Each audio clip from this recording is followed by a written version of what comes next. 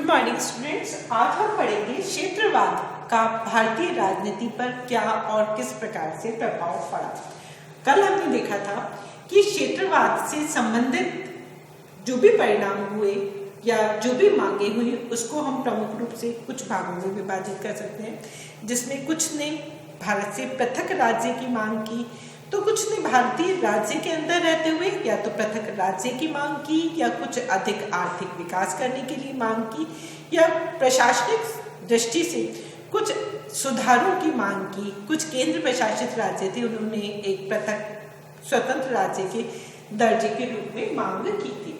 आज हम लिखेंगे कि क्षेत्रवाद का अन्य भारतीय सामाजिक या राजनीतिक व्यवस्था पर क्या प्रभाव पड़ा।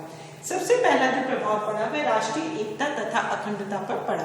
भारतीय राष्ट्रीय एकता, जैसा कि ब्रिटिश सरकार ने कहा था कि यहाँ पे इतनी अधिक विविधता और विभिन्नता है कि एक राष्ट्र का अस्तित्व लंबे समय तक चल ही नहीं सकता, तो क्षेत्रवाद ने भारतीय राष्ट्रीय एकता और अखंडता पर व्यापक प्रहार किया। समय समय पर ऐसा लगने लगा कि शायद भारत विभाजित होगा, विखंडित हो जाएगा, पर यह एक अच्छी बात है कि हम अपनी राष्ट्रीय एकता को बनाए रख सकें। इसके साथ ही साथ इसका जो दूसरा परिणाम यह हुआ कि सद्भाव का अभाव होता ही चला गया।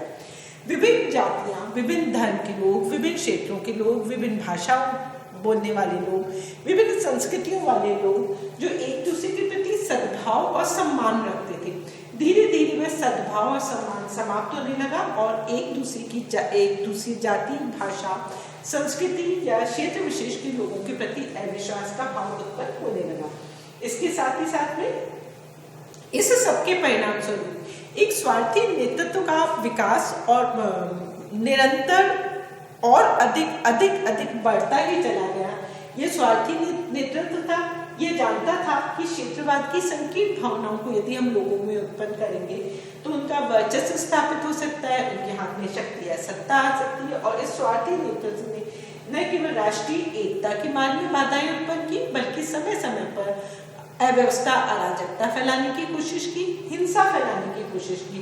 तो क्षेत्रवाद का एक दुष्परिणाम था कि भारत में स्वार्थी नेतृत्व का वर्चस्व या उसका तेजी से विकास हुआ। और इसके साथ ही साथ जब स्वार्थी नेतृत्व आना था, लोगों भोली भाली जनता को आसानी से मूर्ख बनाया जा सकता था, तो हिंसक तोड़फोड़ और आतंकवादी गतिविधियां भी विकसित हुई। लंबे समय तक आतंकवादी गतिविधियां चलती ही चलेगी और इस हिंसा तोड़फोड़ ने न केवल राष्ट्रीय विकास को रोक दिया, भारत की अंतर्राष्ट्रीय क्षेत्र में छवि को धूमिल किया और युवकों को दिग्भ्रमित किया तथा हजारों लाखों लोगों की जो जान गई, उन्होंने अपने जीवन से जो हाथ धोया वह अलग है।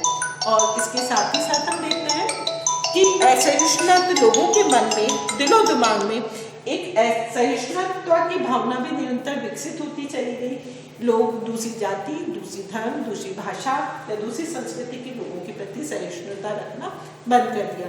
उनमें संकीर्णता, अपने संकीर्ण हितों की पूर्ति और घटकवाद को भी विकसित किया। तो क्षेत्रवाद के भारतीय सामाजिक या राजनीतिक व्यवस्था पर ये दुष्प्रभाव पड़े। इसके साथ ही साथ हम देखते हैं कि इस क्षेत्रवाद को रोकने के लिए, समाप्त करने के लिए क्या क्या किया जा सकता था। सबसे पहला जो उपाय सरकार के द्वारा किया जा सकता था वह था विकास योजनाओं का समान क्रियान्वयन। देश के अंदर हम देखते हैं कि कुछ राज्यों का तेजी से विकास हुआ, कुछ राज्यों का तेजी से विकास नहीं हो सका। कुछ राज्य बहुत अधिक विकसित है, कुछ राज्य बहुत अधिक पिछड़े हुए हैं। कहीं पर गरीबी, बेरोजगारी, अशिक्षा तथा विभिन्न बीमारियां समय समय पर तेजी से पकड़ती हैं, जिनको हमने बीमारू राज्य कहना शुरू कर दिया। तो राज्य को कोई ऐसा प्रयास करना चाहिए कि जो विकास योजनाएं हैं ये सभी राज्यों पर एक समान रूप से लागू हो सके। जो पिछड़े हुए राज्य हैं, जो बीमार राज्य हैं या बीमारू राज्य हैं, उनको भी देश के मुख्य धारा में एक समान रूप से लाया जा सके। दूसरा जो किया जा सकता है वह एकता के महत्व को हमें स्थापित करना चाहिए। हमें इस बात का एहसास होना चाहिए कि संगठन में ही शक्ति है, संगठन में ही उनका भी अस्तित्व है। और विशेष रूप से जो युवा पीढ़ी है या जो अशिक्षित लोग हैं, जिन्हें आसानी से मूर्ख बनाया जा सकता है, जिनकी भावनाओं के साथ खिलवाड़ किया जा सकता है, उन्हें एकता के महत्व को समझाना चाहिए। इसके लिए समय समय पर विभिन्न योजनाएं बनाई जानी चाहिए, योजनाओं का क्रियान्वयन किया जाना चाहिए ताकि सभी लोग देश की मुख्य धारा से जुड़ सकें। और इसके साथ ही साथ में जो युवा वर्ग है जिसमें बहुत अधिक शक्ति है, टैलेंट है, उन युवाओं को देश की मुख्य धारा में शामिल करने की कोशिश करनी चाहिए। स्कूलों या महाविद्यालयों या विश्वविद्यालयों में, चाहे एनएसएस है, एनसीसी है, स्काउट है, या जो अन्य प्रकार की योजनाएं हैं जैसे कि आनंदमय है, उन योजनाओं के माध्यम से उन्हें सकारात्मक विकास उनका करने की कोशिश करनी चाहिए, ताकि वे अपने साथ ही साथ में दूसरों के कष्टों या दूसरी समस्याओं को भी समझ सके, अपने क्षेत्र के विकास के साथ ही साथ में राष्ट्रीय एकता के बारे में भी सोच सके। और इन सब के साथ ही साथ में हमें केंद्र और राज्य के संबंधों की पुनर्व्याख्या करनी पड़ेगी, उस पर पुनर्विचार करना पड़ेगा। राज्यपाल जो कि केंद्र के द्वारा नियुक्त किया जाता है, यह देखा जाए कि कहीं राज्यपाल को थोपा तो नहीं जा रहा है, या राज्यपाल राज्य की व्यवस्था में किसी प्रकार का अनावश्यक हस्तक्षेप तो नहीं कर रहा है, और राज्यों में यदि विरोधी दल की सरकार है तो कहीं वहाँ पर केंद्र सरकार अनावश्यक रूप से हस्तक्षेप तो नहीं कर रही है, वहाँ की सरकारों को गिराने का तो प्रयास नहीं कर रही है, विरोधी दल की सरकारों में किसी प्रकार की असुरक्षा या अविश्वास की भावना तो नहीं आ रही है।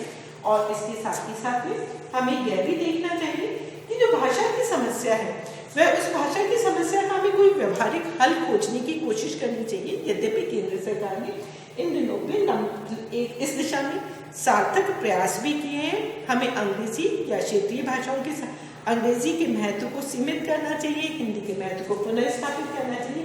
इसके साथ ही साथ हमें यह भी देखना होगा कि जो क्षेत्रीय भाषा है, जो मातृभाषा है, उसे भी पर्याप्त विकास के अवसर मिल सके। यद्यपि वर्तमान समय में सरकार के द्वारा क्षेत्रीय भाषाओं को या मातृभाषा को जो महत्व दिया गया है, वह एक सकारात्मक कदम है। तो इस प्रकार से क्षेत्रवाद के कारण ये जो समाज में, राजनीतिक व्यवस्था में ये जो समस्याएं उत्पन्न हुई, और उन समस्याओं को हल करने के लिए ये सुझाव है।